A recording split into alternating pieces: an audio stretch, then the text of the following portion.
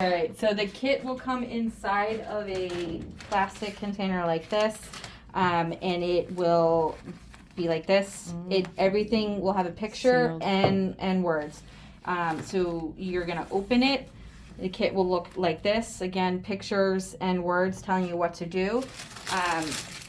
In this first one is gonna be a hairnet, a face mask, and gloves, sterile gloves.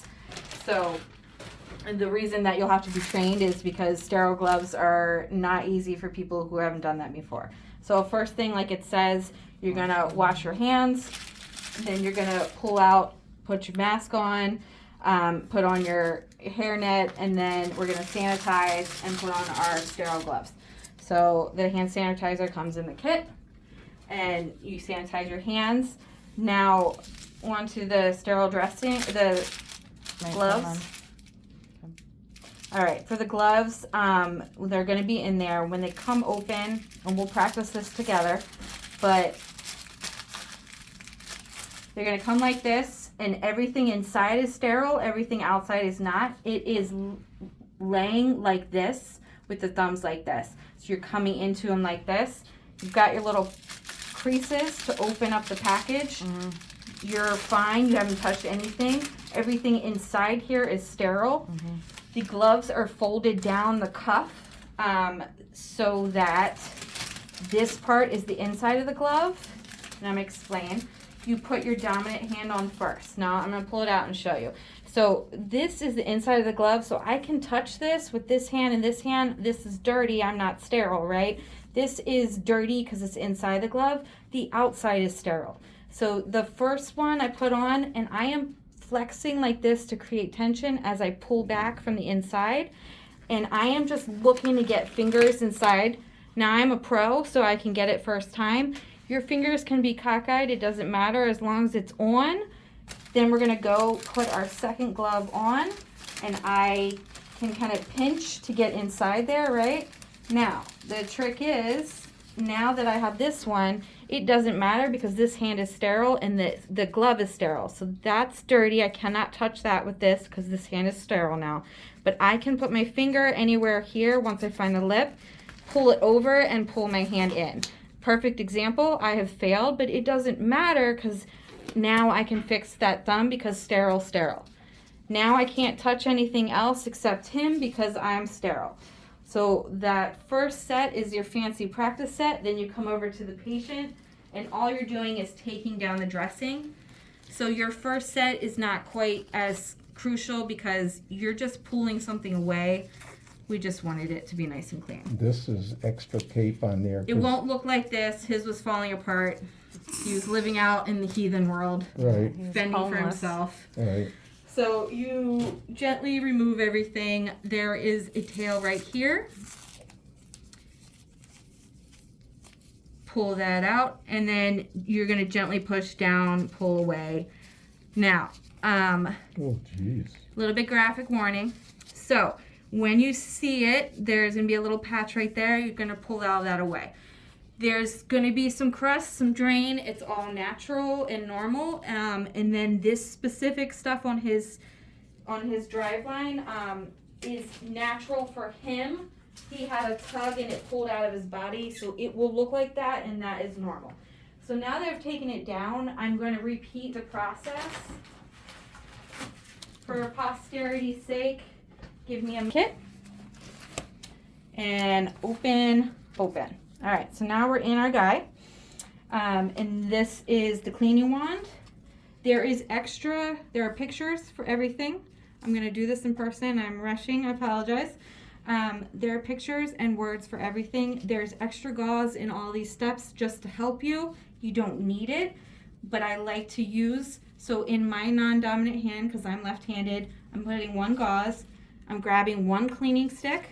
There are two wings. You squeeze it to crack it, and then let it drain. And you will, over time, you'll see that it comes down, but you'll know that it's wet or whether it's not wet. So it drains into there, and that's it. Then I come over to the patient. I take my non-dominant hand, and I grab the driveline kind of away from him, just so I have the ability to clean all the way around it. You start at the driveline site itself, and then clean away.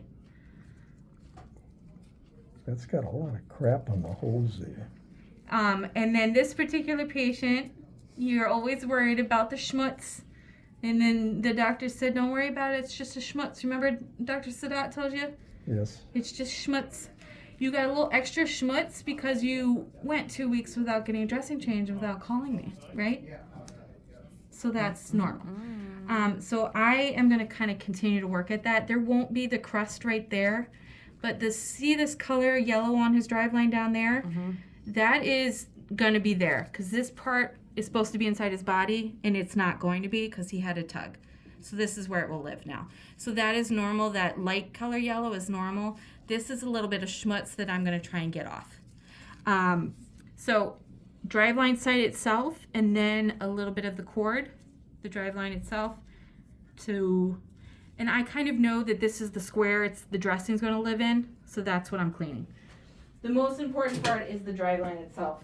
So again, second one, again, I grabbed some gauze just to give me the ability to get under the cord, and now I'm going to try to get that schmutz off.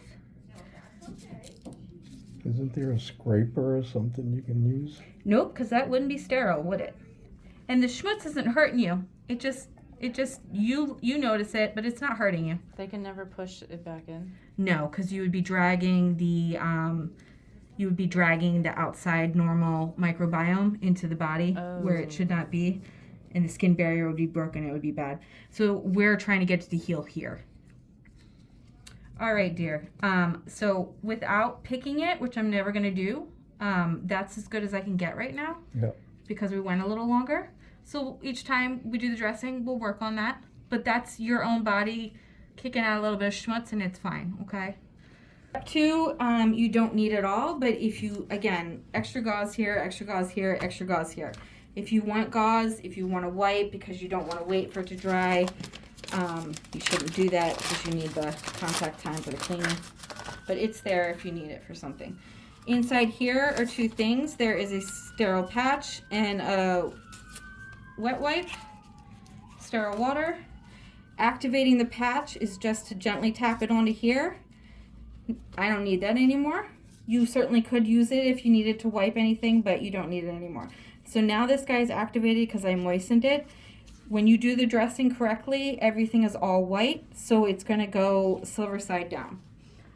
So then I come over here, and all I'm doing is popping under here and taking it up. It will hang there, but I want it deeper because I want it to actually bathe the driveline exit side itself, so I'm pushing it up to be on his belly. Do you like gauze or no? Gauze? You like a little bit over it? So I'm going to place that over it. He will kind of have an outline of where the dressing is, and you're pretty much going for the same thing. But the only goal is that you want this inside of the white clear window. Well, on the back, there's 2. I would just take the part that's on the plastic window off first. You can throw it on him, and then place that kind of where you want it. And now you have traction to be able to gently hold here and pull your next tail.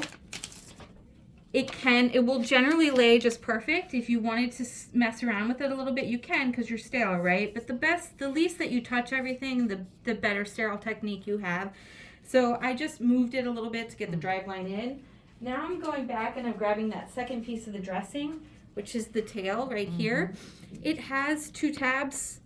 Your best tip is to go under here first, position it where you want, because you're trying to close this gap right here. So it's laying on top of this, bund up on the driveline as much as it can, then pull your tails, and that way you're not fighting the adhesive to get straight. And that's it.